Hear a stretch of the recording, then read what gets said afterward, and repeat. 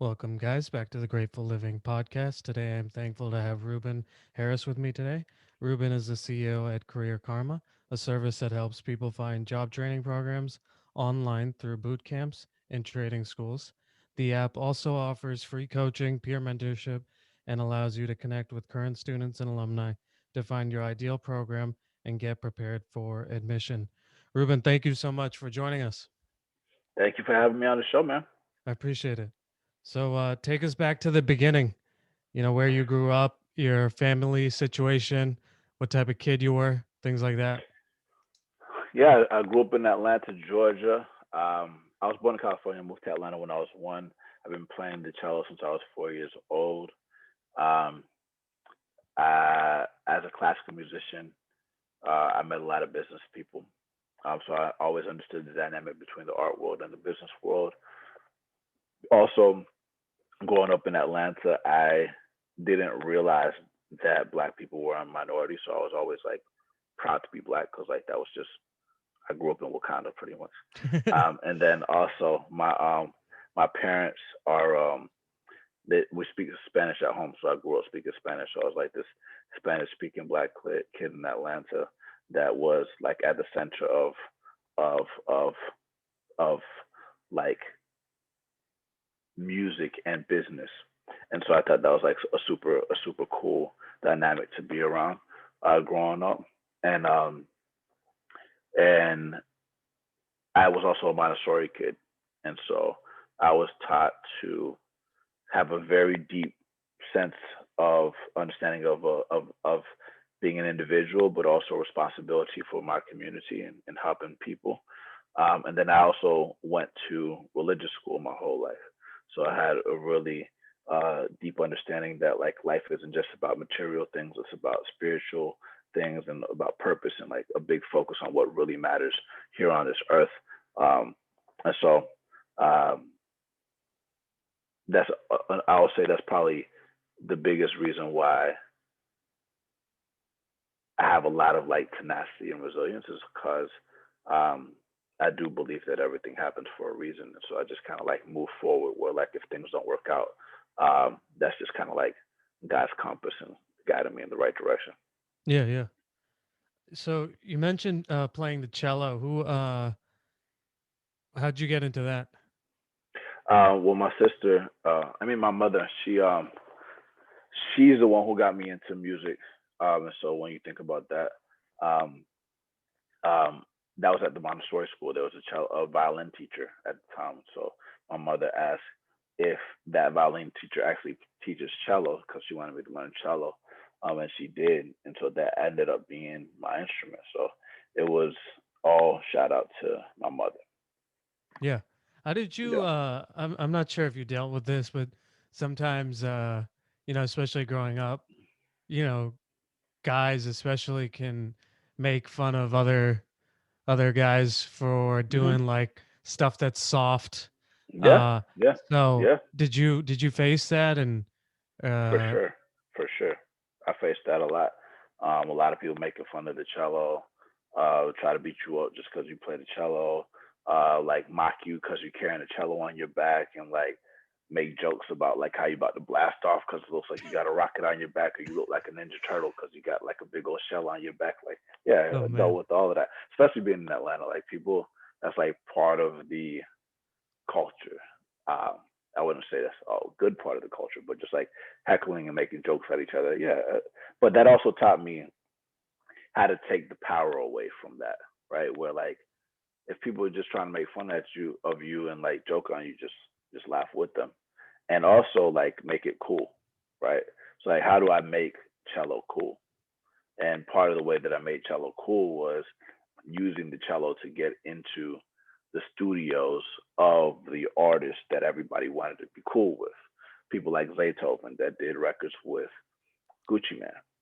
I mean, he played music in the church, but he and I did records together. And then I did works with Sounds, who was the producer for Justin Bieber and Kelly Rowland and Travis Porter and Two Chainz, a bunch of other people. So like Chance the Rapper. So I would do records with Sounds. So then people were like, oh wow, like this cello thing can get you into different worlds. And then I did records with Matty P. So we did things with like Lloyd, the artist when Lloyd was bigger, and so like stuff like that. So I was able to like really get into these worlds to understand how that worked, which is what led me into the club world. With I worked at a club called Studio 72. I had a company that I was running, throwing parties, which uh, gave me a lot of notoriety in Atlanta. Just organizing 1,000 to 2,000 person events with the biggest celebrities. We had Usher, we had Floyd Mayweather, we had Jay-Z himself, we had everybody you can imagine. Mariah Carey all came to our events, um, and so that eliminated anything that people said about cello because now it's a cool thing. Yeah, yeah. I'm curious. So, in your early days, was it, and correct me if I'm wrong, was it, when you were doing concerts and things like that, was the audience mostly white?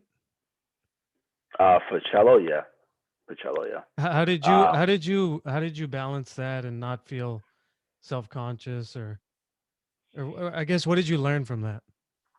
man, I never really like faced a lot of like insecurity with the black and white thing. To be honest with you, I think part of it is because since I was already around black people most of the time during the day, but then when I play music and I'm playing around white people, it was just like it's like part of my day, or like let me play with the white people now.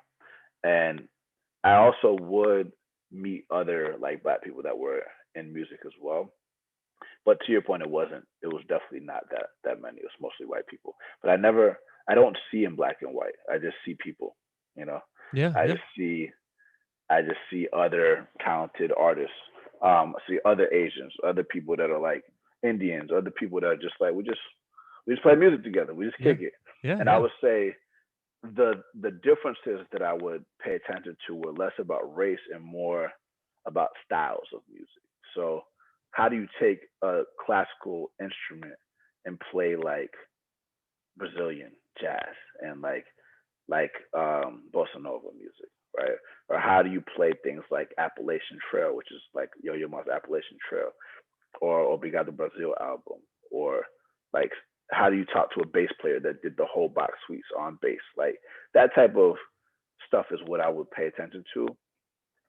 And how do you mix like cello with ballet and like what Yo Yo Ma did with the Swan and that and the guy that was like doing the whole tutting and like dancing with it back when Stomp the Yard was a big deal, right? So that's the type of stuff I paid attention to more. It's like how do you come up with unique ideas?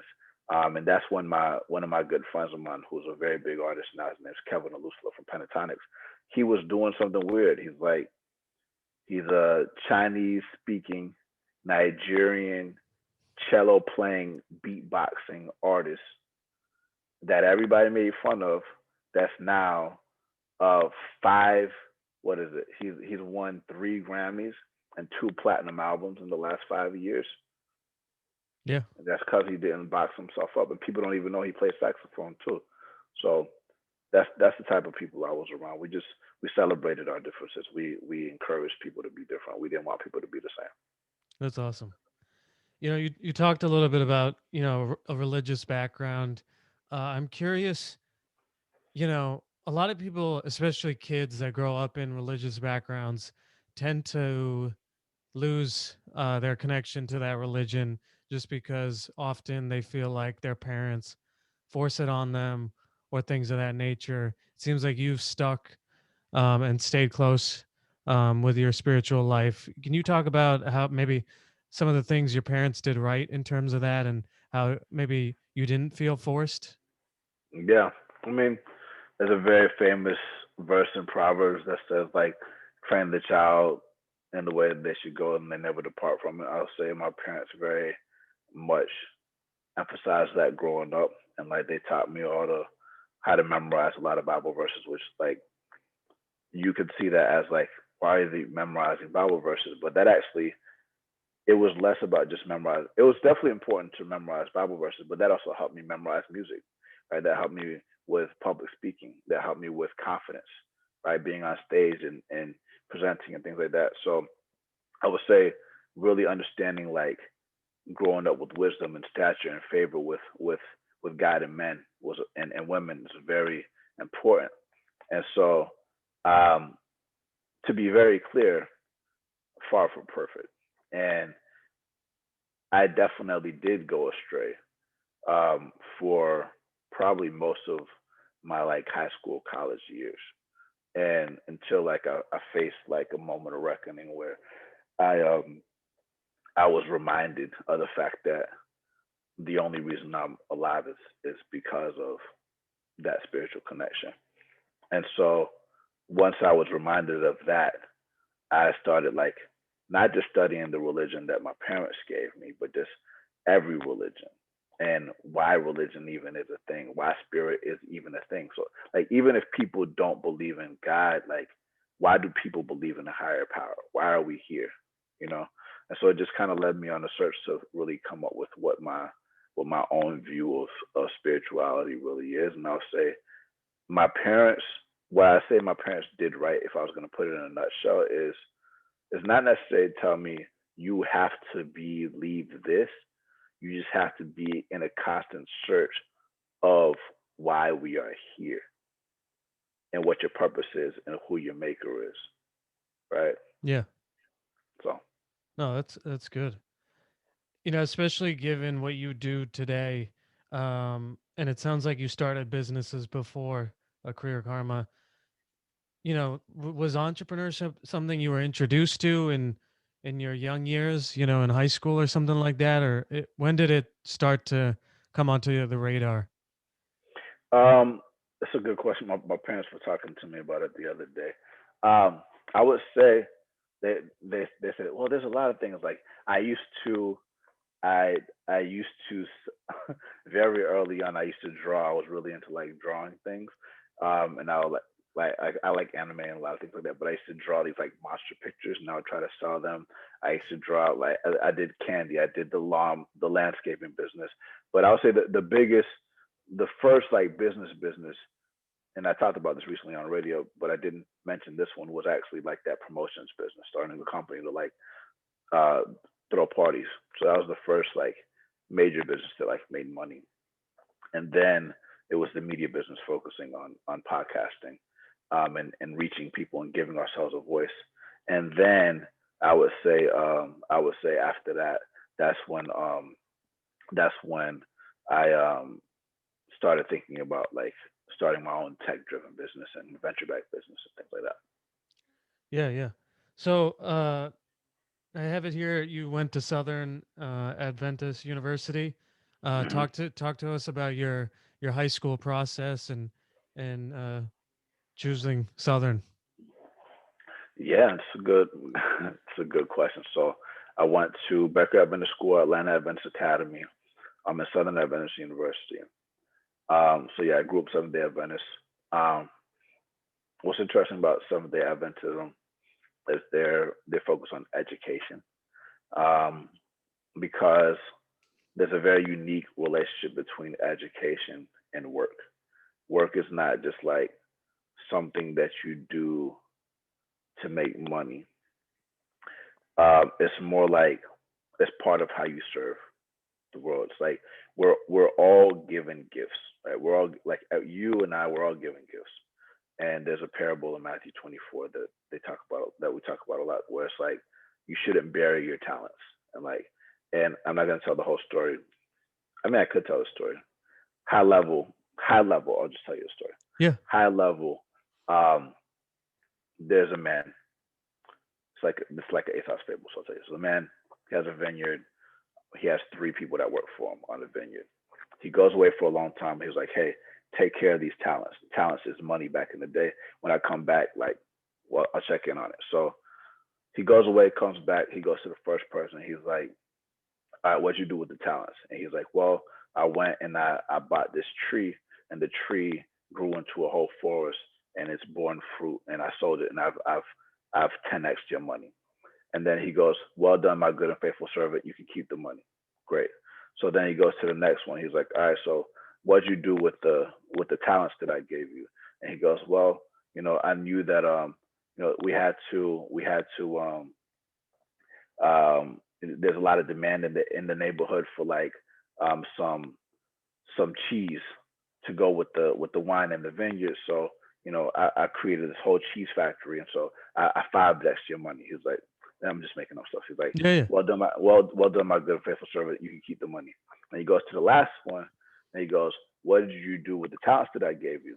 And so he was like, well, master, I know that I really needed to protect these talents, right? So, and I didn't want nobody to rob you because everybody's trying to rob you because security is a big deal over here. So I took the talents, I put it in a big metal box, and I buried it, and I protected it every single day while you were gone, and I got it right here for you, all the talents, safe and sound.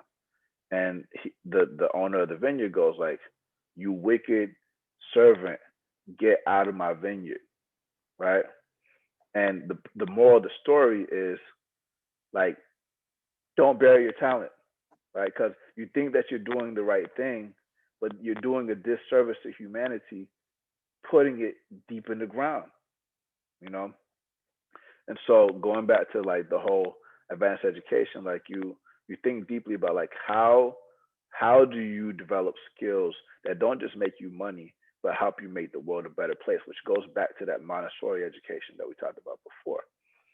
And work is not just work in the workplace; it's work at home with your kids. It's work with your parents. It's making your bed in the morning. It's like you have a duty and a responsibility to society. And so I say all of that not because I was paying attention to those things when I was in high school. I was a wild boy in high school. I did not have great GPA. I didn't have none of that. And honestly, I would have never went to college if it wasn't for my parents. The only reason I went to college is because my parents told me that like they would like support me if I go to college. And shout out to them. Yeah. And I think it was a good idea. And they encouraged me to go to a college at Southern Adventist University in Collegedale, Tennessee, that was not in Atlanta, um, because it was just close enough to Atlanta to where I could still do what I was doing with the parties, but far enough to where there was no distractions. Right, your environment matters, your focus matters, and honestly, even if I did go to college in Atlanta, I probably would have never finished because I wasn't disciplined. So shout out to them. My Yeah, G, yeah. my SAT scores were trash, like all of that. Yeah. So So you mentioned it a couple times. Is this is it Wood Lake Entertainment? Is this what you're talking about? yeah, yeah, So you like Woodlet Street Dreams, yeah, all of that. Yep, so talk to us about how you so this you started this in college? yep.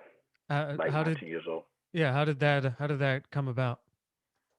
Yeah, I met a guy named uh, Jay and another guy named Lee. Early on through music, so I was doing music, and there's a guy named Juice, and he was making music, and he was killing it, like all in the southeast in Tennessee and in a bunch of other places. And this dude had a lot of talent, and so we were just talking about working on music together. And then Lee, he was doing throwing parties with this guy named Dino from Metro Boys, and then they were calling it Street Dreams, and they're from Woodlake, which is in New Jersey. They had come to Atlanta, and so um, we were just talking about like he was teaching me about this whole promotion game and like how a lot of the promoters were making all this money, and who the major players were out there. Um, and that's when I started learning more about DJs and how Atlanta became and mixtapes and people like DJ Drama and Infamous and a bunch of other like stuff related to like breaking artists and things like that. So that's when I met this guy named Chewy from VIP Nightlife.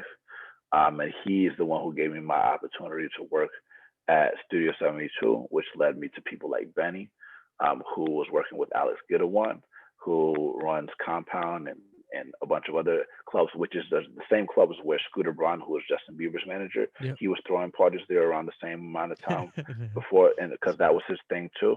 Yeah. And so I was around those types of people early on. There was like Kobe, TK from Plush Blue. There was TK from and from I think Dream Team, Omar and Slim, they were all from Plush Blue. So we all started getting in this thing. And this was when MySpace was very big. Mhm. And there was a guy named Prince from ATL Pics. And so I noticed that this guy, this was like when social media had just first started, when MySpace was a thing. Every time there was a party, he made sure that he had high quality pictures there. And it was called atlpics.net. And the reason why he would do that is every day after the party, people that went to the party wanted to see their amazing pictures tagged with ATL Pics and uploaded as their profile picture for their MySpace. And this was also when Black Planet and Mi Gente were big. And Black Planet, for the people that don't know, is like they were the first social network to a million users before Facebook and MySpace, right? So like this was actually very early on, and Black Planet's whole thing was um, teaching people how to code without them even realizing that they're coding, which is another conversation. But this is kind of like my exposure to technology early on. And so what I made sure is I always made sure we had beautiful people at the parties, we had the best pictures, we had the best events, so that we would go viral on MySpace all the time.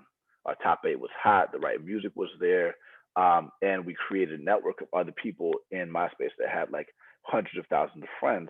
So to the point where anytime we walked out in Atlanta, people recognized who we were, and we would like buy out the homepage of MySpace. Like whenever there was like a big Floyd Mayweather party, we would buy out the homepage of MySpace and just like really dominate the scene because that's how everybody knew what was happening. Then Yeah. we started blowing up the events feature on MySpace and really telling people to go to the events. This was before Facebook had events and stuff like that. And so I actually was more bullish on MySpace before Facebook because Facebook was so private back in the day. Yeah. And that's kind of like how we got started early on. We had a street team, we had the graphic designers, all that type of stuff. So I learned a lot about distribution and radio and promotions and stuff like that. What interested you about the business? Was it making the money, or what were you what was making you interested? Well, in Atlanta, the people that were inspiring to me were those people, right? It was other artists that were successful. It was promoters that were throwing parties. It was owners of the clubs. It was owners of the studios. It was owners of the record labels. That's all I knew, right? Yeah. So if I wanted to move up in the hierarchy of music, a good entry point is probably clubs, right? And so it wasn't like, oh, like I want to go into clubs just because like it's cool, but like celebrity culture drives a lot of things in Atlanta.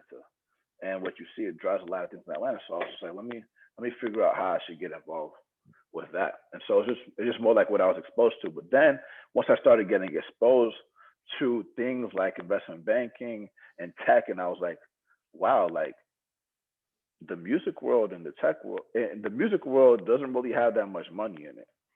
The promotion world doesn't really have that much money in it. And I'm not saying I'm purely money driven, but like even the sports world, like you see the ball players, you see the actors, like it's not close to as big as the tech world.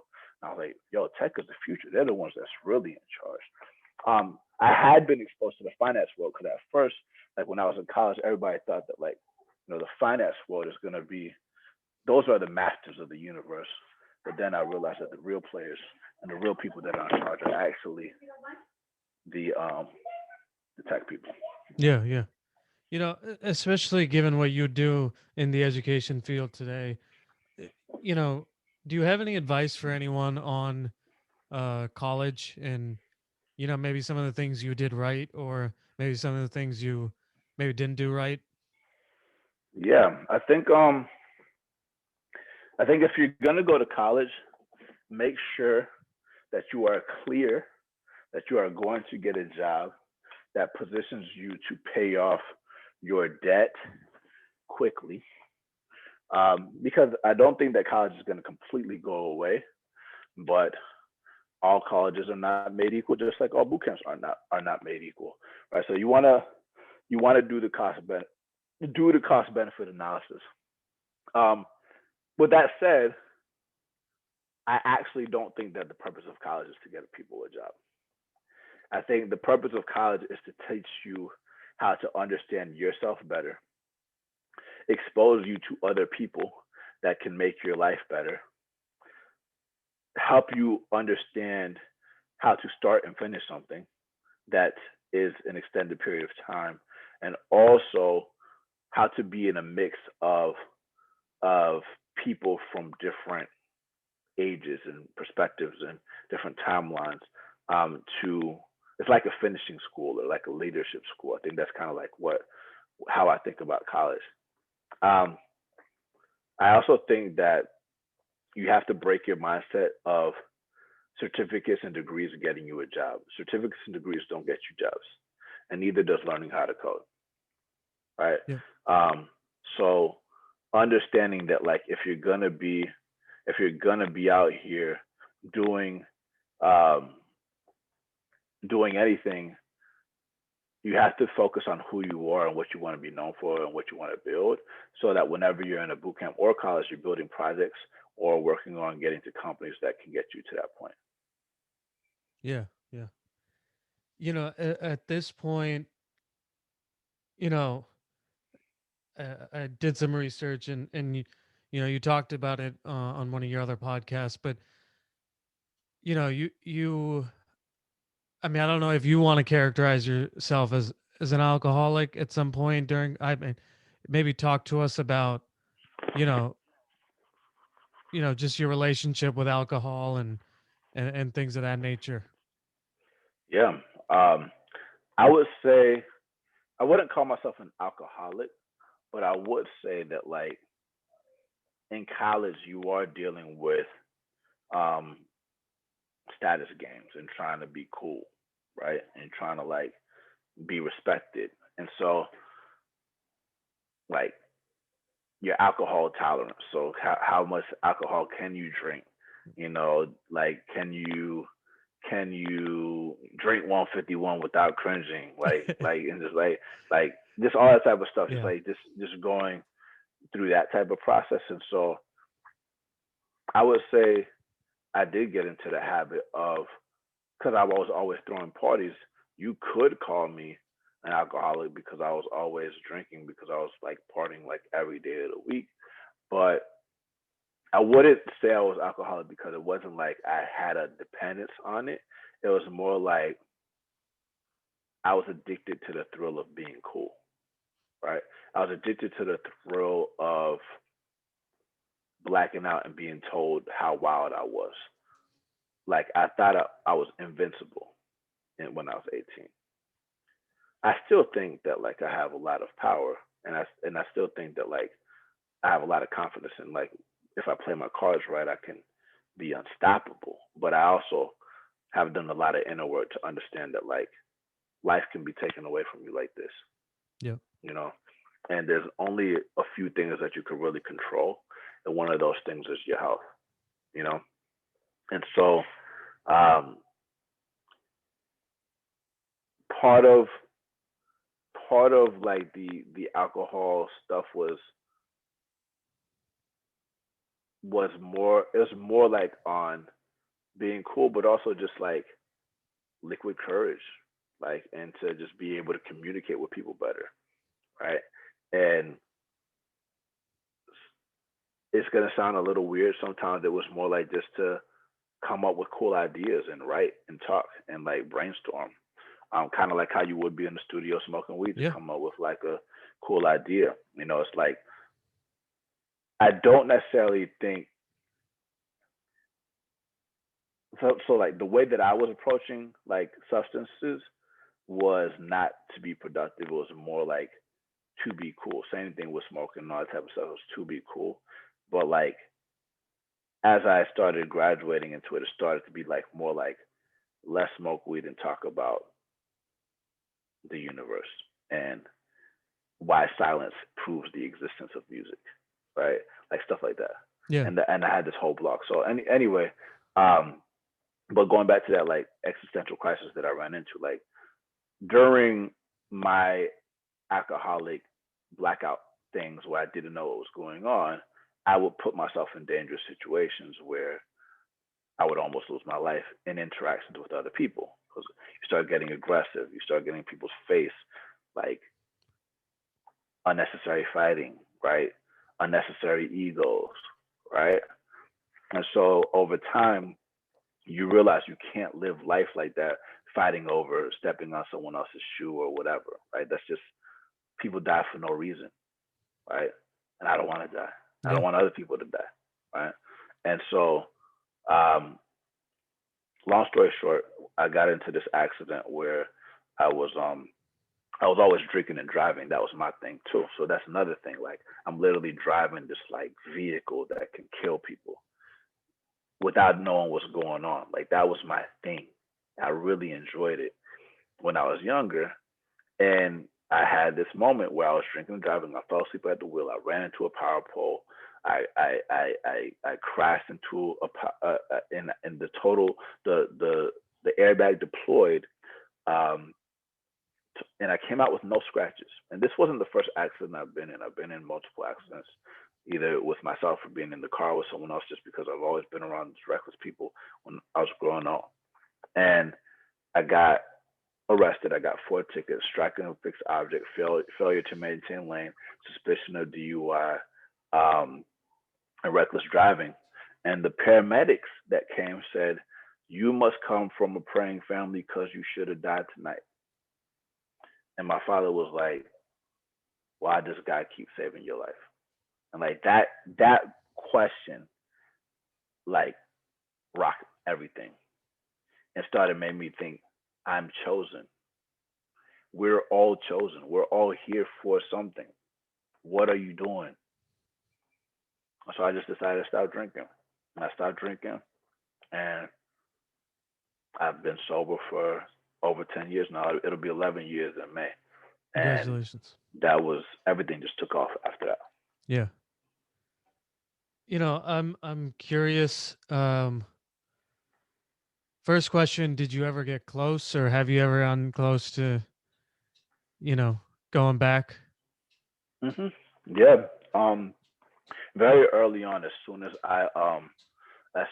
I quit, um, I did have a tequila bottle. This was before Casamigos was a thing. I had Patron bottle, and I was on my way to the studio, and my cousin Matthew saw it, and he pulled me aside, and he grabbed the bottle, and he made me take the bottle and pour it down the drain and watch me do it. That moment, it was very weird, man.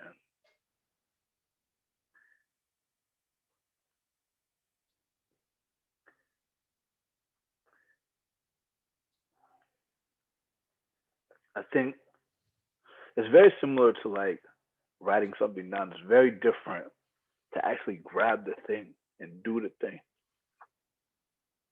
versus just talk about it. And that solidified it for me. That right there. Did you tell Matthew beforehand? He knew that you were trying to get off or Mm-mm, mm-mm. he Well, just he knew like he knew that I had said it, but he kind of like was he could see that it wasn't leading me in the right direction. wow, that's awesome on his part. You know, in a situation like that, I can't help but imagine, obviously you had the feelings of being chosen because you're like, you came out alive from that crash, but there's also an element and of am I, a failure or am I letting, maybe my parents down or people down or myself down, actually, more importantly. How did you get yourself out of that type of headspace? Because I think a lot of people can, you know, you said, from that point on you went like this, but a lot of people might go even further down. How did you prevent yourself from going further down and feeling like a failure and feeling like your life's over? Yeah, I think to your point, like so as a cellist, like my cello teacher would always tell me that the way I perform. The reason why I need to practice, the reason why I need to like take things seriously is because I reflect him. Like, I reflect her, like my other child teacher. I reflect all of my mentors. And so, to your point, my mother and father, they never drank in their life. They never did none of that. And I think, to your point, um, just it is embarrassing to them for me to be doing these things that don't reflect how I raised them, how they raised me, Yeah. right? And as as I've been like doing these different things, now obviously they're proud about a lot of things that I'm doing now, but um, before, like, they didn't stop me from doing what I was doing in the entertainment world, but they definitely like weren't supportive of it either. Yeah. And so I would say, like, to your point, when after the Matthew situation, if I ever did feel relapse type moments, it was I would just remind myself of like who I am and what I stand for. Like, what do I want to be known for? And so, going back to what I was saying before, I think I mentioned about like celebrating differences and celebrating being unique. Um, I actually started to get get a thrill when I would tell people that I don't drink. So like people, I would be in a secular environment, I'll be in a club, I'll be in a restaurant, or I'll be at a finance environment or a big event, and I tell them I don't drink, and people would be like, "Wow, that's impressive." Yeah. And then I would tell myself like, "Why is that impressive? Like, why do you drink?" Like, People don't because have like self-control. exactly, Yeah. exactly, people don't have self control. I was like, Yeah. why don't people have self control? Like, and when you think about it, I would actually listen to some of Tony Robbins stuff. Like, a lot of the alcohol and the smoking, all of that was created by business, right?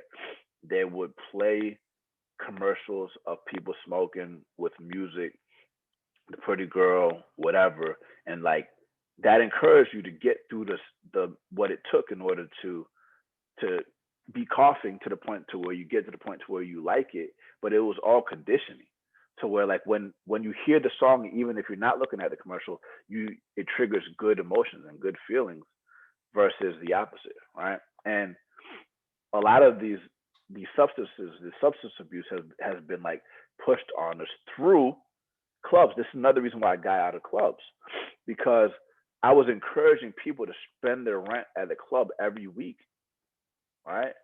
I was promoting different substances every week that didn't lead our people in the right direction. Do I like parties? Do I still like ratchetness? Yes, I do. I still like all of it. However, I also have a deep sense of responsibility where we like part of the reason why our people are down, in my opinion, is because of the music and because of the mindset that it creates and the habits that it encourages, right? I actually wrote this thing in college that said, what if gangbangers listen to classical music? And not just gangbangers, it could be people from, you know, middle America. Like, what if like just the things that you listen to, the things that you want, all affect different things. And I think I've completely gone off of what your original question was now. But I would just say that in general, um, the way that I've gotten through things is just by celebrating uniqueness and recognizing that now everything that's happening in Silicon Valley that I'm noticing is a trend towards Adventism, being Seventh Day Adventist. So I was born in Loma Linda, California, where people live for hundreds of years, right? They're known for being vegetarian, which is a very big thing now, right? Beyond Meat is killing it right now, Yeah. and Adventists have been at the forefront of vegetarianism for a very long time. There's a big trend towards sabbaticals and things like that. We keep the Sabbath every week. Jewish people do too. But like you don't have burnout because we got that built in every single week, right? Sundown Friday, sundown Saturday, you got the 24 hours to recover. Boom. Okay. There's a trend towards sobriety. So many people talking about being like Justin Kahn talking about this. All these people like being sober curious. Like it's a very big trend. Um, and most Adventists don't drink their whole life. Like that's just part of the culture. And so it's very interesting to see sticking to your roots coming full circle, and also going back to the Adventist roots is just like this vocational um, training, which is encouraged, which I told in the story earlier. Um, it's actually encouraged in elementary school and high school before college. And so, long story short, um, part of what keeps me going and is the fact that if I stick to my roots, that leads me to being a more formidable player in the rapid reskilling place.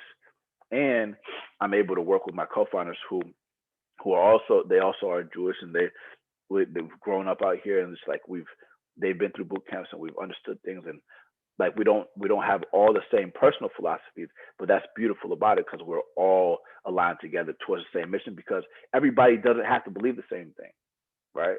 Yeah.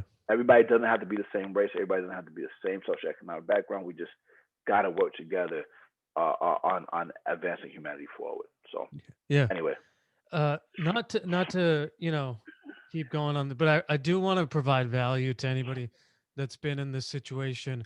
I'm curious. You did talk about making it cool to feeling like making it cool to not drink, but I'm sure there were friends of yours or people that you knew that the next time they saw you at a party, they wanted to give you a shot, and then you had to tell them, I'm not drinking anymore, and in that moment you might have felt a little self-conscious. I'm curious, were yeah, there were there peers or friends that you disappointed them or whatever? no. So I actually, so this is what I would do, because I love, like I told you, I love to party. So like whenever I would go to parties, what I would do, I actually wrote an article about this when I was in college as well. It was called "How to Order Drinks If You Don't Drink Alcohol." And essentially, what I would do is I would have certain drinks that looked like drinks, so nobody would offer me drinks. So I would always get like an Arnold Palmer, right, which looks like a Long Island iced tea. Um, it also looks like beer, whatever. Like nobody can bother you. I'd Yeah. also get like a Coke in a rocks glass with a lime on the side, so it looks like a Jack and Coke. All right.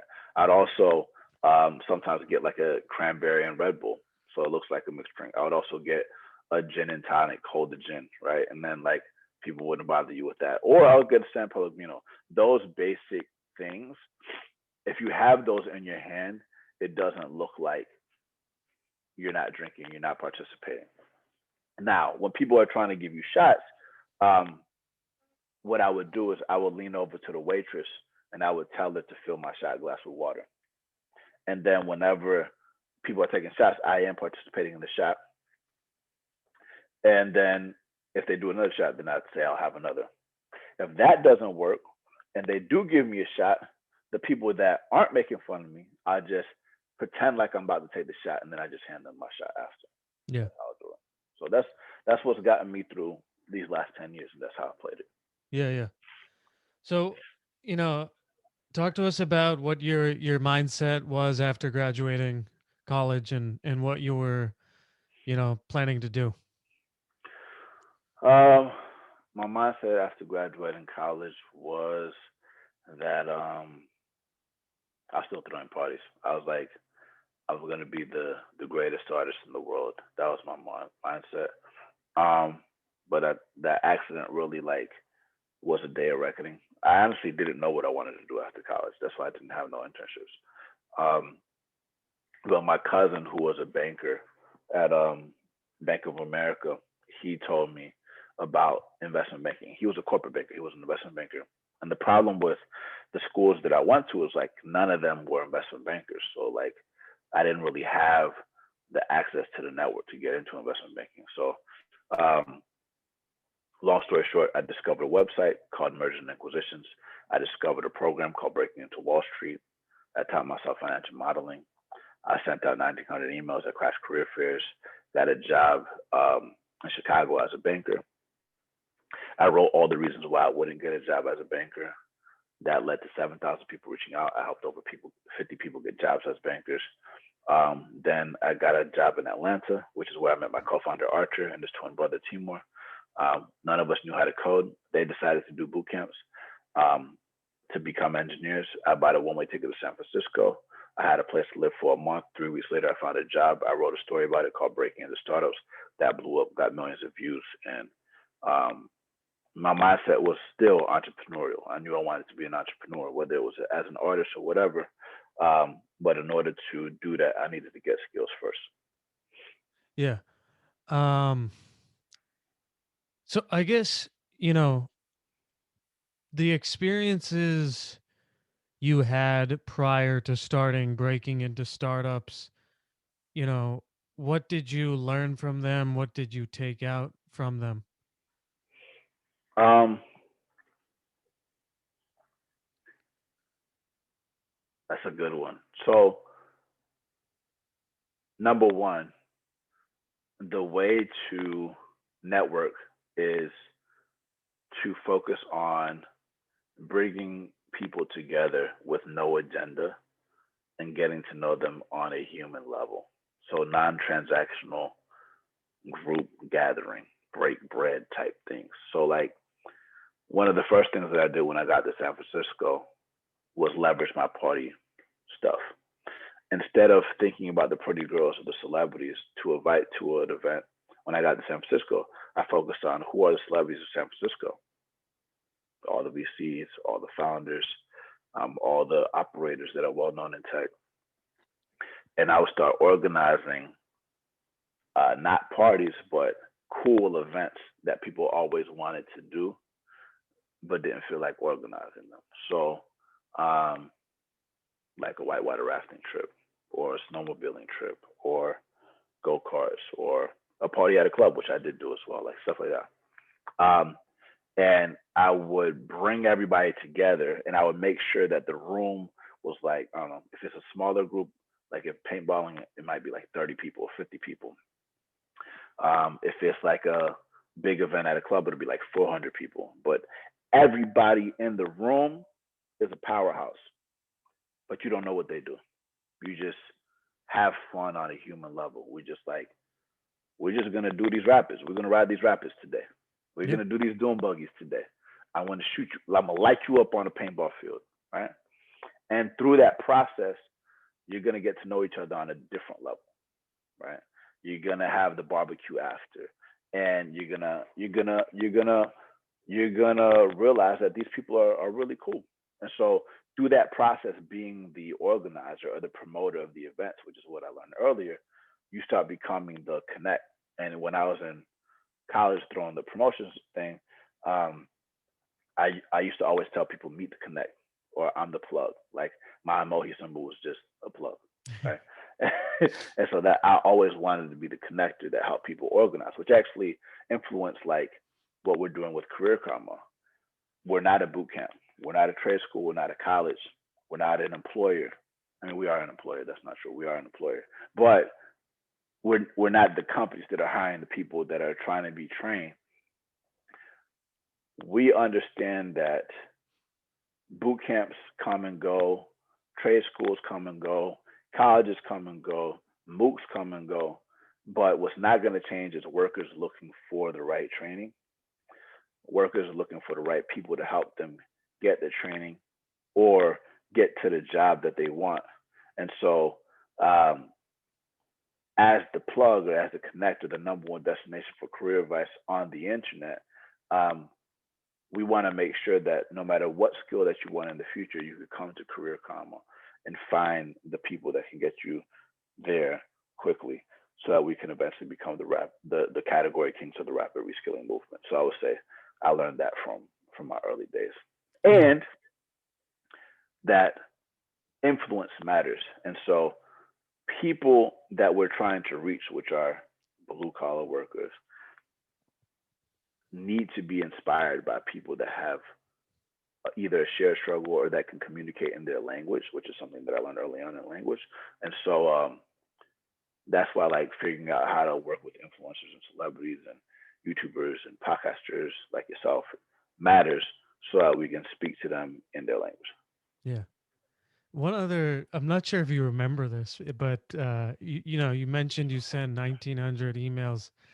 The Mm-hmm. one that was successful, do you remember, like, was there anything special about it, or I made every email personalized, so like okay. I made sure that like high level they were the same, but there was always like something different about them. So um, the most successful thing during my outreach to get a job was to the lady that was running. Dang, I can't remember her name off the top of my head.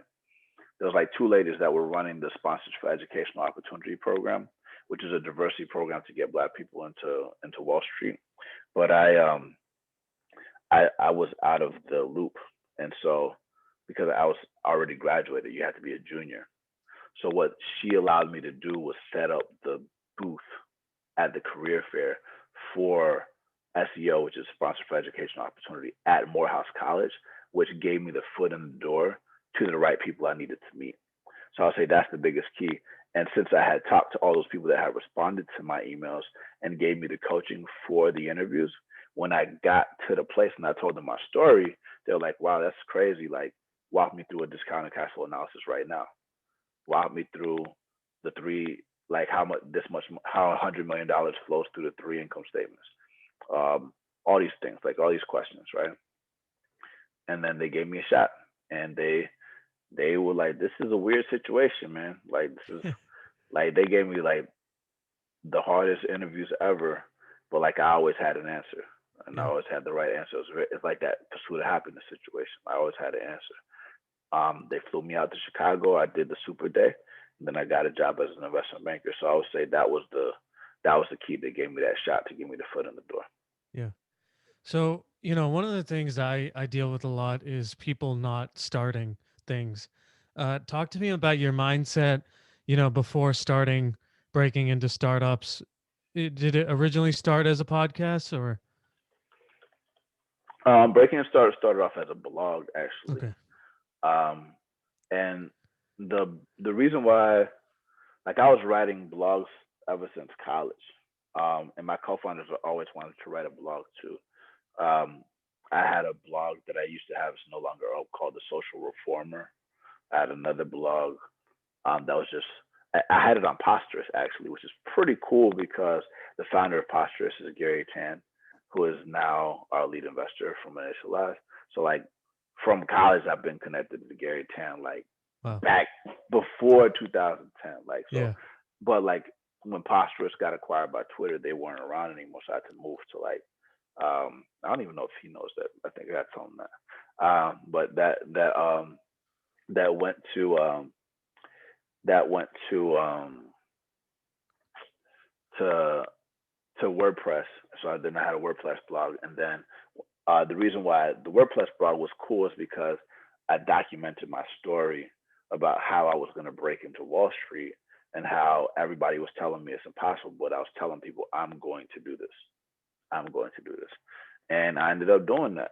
And through that process, I was able to continue moving forward and forward and forward until finally I got into um I got into um to writing the blog post of breaking into startups, which led into the second blog post about Archer Timor and I, and called The Reality of Breaking into Startups. And then that led to the podcast, which led to a bunch of other things. But the reason why this goes back to things that I learned, I was so into writing and podcasts and things like that, is because personal brand is important.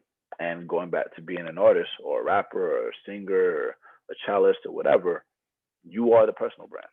Like when I was in Chicago, I was on the auxiliary board for the Joffrey Ballet, and you have to promote yourself. If you are a Victoria's Secret model or IG model, I don't care who you are, like you have to promote yourself. You are your own business, right? Yeah. And at the end of the day, an artist, it's it's successful if they have 1,000 true fans, like the classic blog post about 1,000 true fans, where they spend about $100 on your product. And so um, I think I answered your question. So yeah. A lot of people don't want to start, podcasts or things of that nature because they're not getting paid. Can you talk about what your mindset was, and maybe talk about, how did you get over, at the start not getting paid or things of that nature? So I think people have to understand returns in general, right? And like what social capital really means, and like how to build like currency, positive energy currency that like isn't money, right? And there's a really good movie called In Time that talks about this. It's a world where money doesn't exist, and the only thing that you can exchange is time. The rich people got nothing but time, and the poor people are always running out of it. Um, in the movie, the rich people definitely got more time because of privilege and a bunch of other stuff. But like sometimes the reason why people have more time is because of the way that they use their time, right? And because they understand compound interest and things like that. And the reason why I bring this up is just because I think more people should. It's going to sound like a tangent. Should play games like Catan versus Monopoly, two board games, because Monopoly is very like money driven, and if you're not winning, then like you're probably losing. But with Catan, money doesn't exist. It's all resources, a barter system, and there's always a way to win. It encourages communication, collaboration, really understanding resources and scarcity, and things that have nothing to do with like money. But it does have to do with resources and time allocation, and how you do things like that. So, um, going back to your question, I think that studying opportunity costs and like the returns that you can get from investing your time into something, whether that's a course, whether that's into a person, whether that's into a company or whatever matter, whether that's into a podcast matters. And so um, the biggest differentiator um, with one podcast versus another, honestly, is not the quality of the podcast. It's just consistency and just consistently dropping it all the time. And it's very similar with a startup, like just being constantly shipping something and iterating on it and testing it until it eventually turns into like what you want it to be, and it hits that watershed moment. And I would say that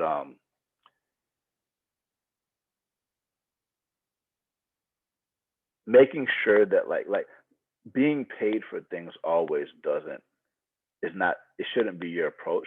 I think what you should be iterating for is the fastest rate of learning, the faster acquisition of network. So, for example, with you right now, right, doing this podcast, you're able to talk to someone like me. I'm not saying that in a me versus you type of thing, but like I have a pretty cool network. Yeah, yeah. And if there's questions that you want to know, I'll probably tell them to you, which is like game that I might not share with nobody else. Because honestly, in this podcast, you've asked me questions that nobody else has ever asked me. And I've done a lot of podcasts, right? Yeah, That might be helpful for somebody. That might be helpful for you. yeah. That's game that you could apply to yourself. You never know what's going to be. Um, and you can literally create your own education just by like organizing a bunch of interviews with people that you want to be like, Yeah. you know. And over time, once you have an audience, you could charge. You could create different things and we are moving into a creator economy, and so um, that wasn't a direct answer, but that's my answer. No, no, that works. And so talk to us now about the start of Career Karma, how you uh thought of the idea, and then what was the incentive to make it a reality. Yeah, I mean, Career Commerce is a product we wish that we had when we were breaking into tech. Um, the the driver for it was the pain that we experienced trying to get into tech ourselves, going through boot camps and figuring this thing out. And the motivation was, wow, there are these job training programs that teach you high paying jobs making $70,000 to $100,000 or more in less than a year, what would happen if millions of people knew about this? There's people hurting right now. Like in the US alone in 2020, there was like over 55 million people that filed for unemployment. What if they knew how to break into tech? Like, even if 1,000 people get a job in tech this year, making $100,000, that's $1 billion impact, right? Yeah. 55 Yeah. million. Yeah. We're talking about trillions of impact. Yeah. Big deal. And that's not even the entire world. Like the entire world has 3 billion people in the workforce. 2 billion of them are blue collar. It's massive, massive opportunities, you know. And so, as we've been doubling down on these types of things, um, I would say the podcast started to be the catalyst that we can do something with it, where people that were listening to the podcast that we started about people breaking into tech um, led to people asking how to get jobs in tech. So we created a chatbot that will point people to the teaching programs for the jobs that they want, which also led to schools asking to pay money to get access to our networks, um, which led to us understanding how much money is spent to get enrollments, which led to one of my mentors encouraging me to quit my job to apply to Y Combinator, which led to getting rejected from Y Combinator, which led to raising money, which led to applying again to Y Combinator, getting in, raising money, and then getting to where we are today. Yeah. I'm curious to, you know, you have two other co-founders. How did you choose those two people, or how did it come about? What was, because that's a very important. The founders' relationship is incredibly important to the success of a company. hmm hmm So say that one more time. How did The I choose my co-founders? yeah, yeah, the other two co-founders. How did you guys end up choosing each other? You know, um, because that's an important step. In terms of all of you sort of being on the same page and things of that nature. Yeah, I mean, we call ourselves triplets fraternal, um, and um, I like that because we were friends first before we're business partners, and we have something that ties us deeper than money. And I think that's super important to understand whenever you're choosing co-founders, because you're inevitably going to get in passionate um, discussions or debates. Um,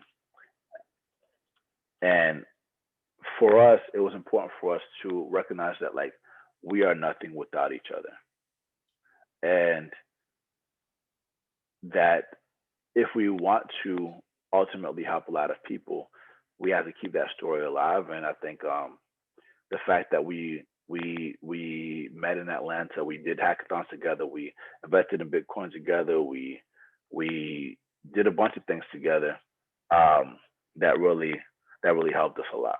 So Talk to us about some of the early lessons I mean, obviously you had run businesses before, but this is on this is a different scale. You've raised money, you've got investors that you have to, um, report to. This is now, for the three of you, this is your full-time careers. Were there some early growing pains that you learned from? um, with with my co-founders, Just with the business in general. I'm curious if I think I think it's important to focus on revenue and managing your burn properly. I think giving out monthly updates is a good idea. I think yeah, being very clear on conflict resolution is important so that you can focus on growing a business and not stupid arguments, which we don't do those anymore. That but like in maybe like the first like 30 days of starting the company, like we had to figure that out early on. Um, I think learning how to stay focused on what you're working on and not get distracted from all the opportunities that you could be going into. Um, and then now to where we are now. I think staying focused, even now, like there's so many directions that we can go. but we're doing the right things, just staying focused on what we've always been focused on. Yeah. I guess, for the people that might still be confused about, what exactly you guys do, maybe talk to them about who could use this service, who's the ideal person to use this service and how they can use it. Yes. So the best way to start is go to careerkarma.com/apply. Um, and that's a good place to start. I think the other thing um, that the second there's part of your question got cut out, so I didn't hear that last part, I'm just the early curious, part. for people out there listening that might be interested, what how do they determine if this is the right step for them? Yeah. So I think if you are someone that isn't happy in what you're doing, that's important because part of what we're doing is like making sure that people are doing what they love. If you are someone that is looking for flexibility, so you can also spend time with your family and get paid a wage that you have always deserved, I think that's important. And if you want to be part of a community of other people that understand you and that have been through what you've been through, I would say those are the driving factors for joining the Career Karma community. And you can do that by going to careerkarma.com/apply, and we will help you get a job in 3 to 12 months. What are the challenges for the business right now? Biggest challenge is we have a lot of demand and we have a lot of schools that want to work with them and making sure that our software scales with the growth. And so that's why we're hiring product managers and people like that that can help us with that scaling thing now. Yeah.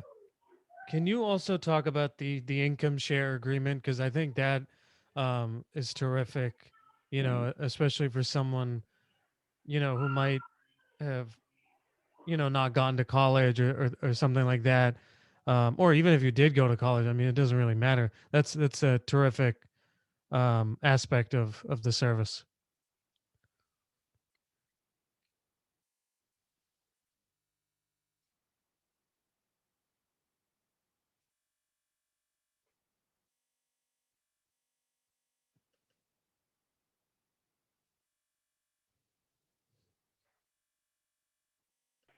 So yeah. So one of the things that I think is cool about the program is the income share agreement, because it doesn't put a lot of upfront cost to the individual wanting to join. So can you just speak to that for people that might want to join? Yeah. So an income share agreement is essentially a promise to get you a job above a certain salary, and if you don't get a job, you don't have to pay anything. So the reason why that is super important is because you don't have to pay for a tuition up front or take out a loan. Essentially, you can explore a program, and if it doesn't work out for you and you don't get a job, you don't pay anything. So Yeah. a lot of people already got student loans. Student loans are in like 1.7 trillion type of a range, and a lot of people don't have the greatest credit. Some programs won't allow you to do an income share agreement if you have bad credit. Some of them will, and so that's why it's very important for you to just kind of like let us know what your situation is, so we can match you with the right training program that could get you to where you want to go. But long story short, there's zero excuse why you can't get a job in tech.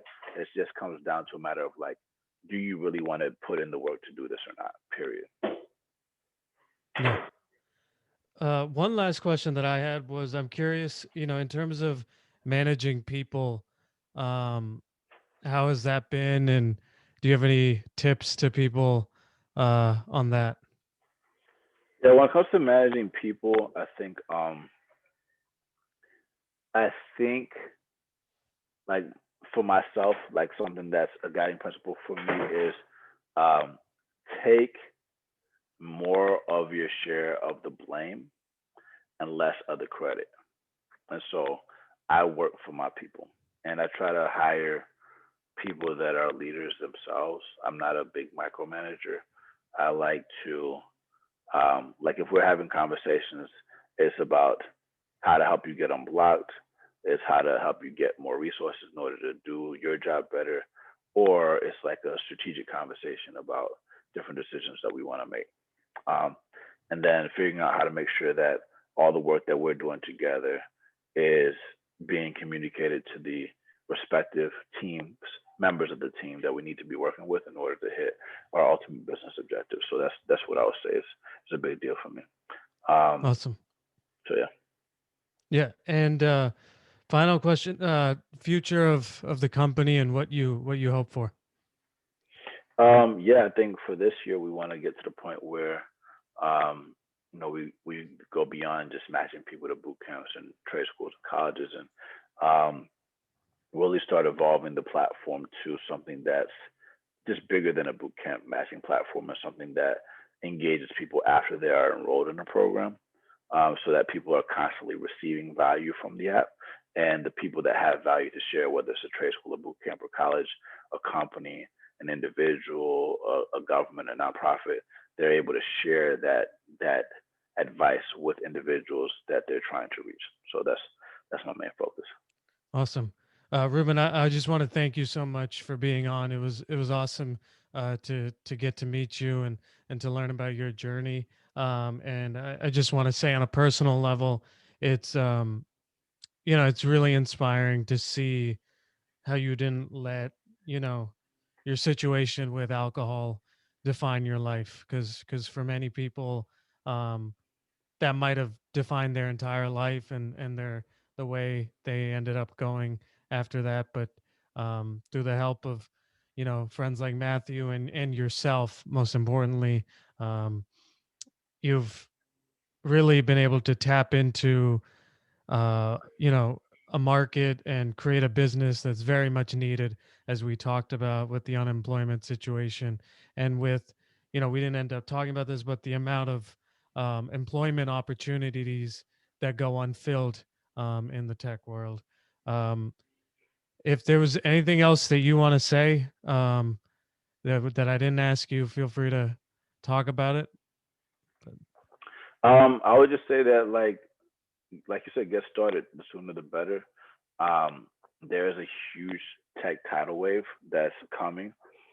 It's like that's definitely driven by COVID-19, but also like with the change in administration, with the whole GameStop power to the players movement against like the people versus Wall Street, with the rise of communities, um, with the fact that there's over a billion iPhones, in the world now, that Apple had its $100 billion quarter, and this is the first time in history where you can create something that reaches billions of people. Um, Elon Musk is going to be on Clubhouse tonight at 10 o'clock. And, people think about SpaceX, but SpaceX isn't just about colonizing Mars. It's about launching satellites to space to create Starlink and global connectivity, which is going to connect the entire world, which currently half the world is not connected.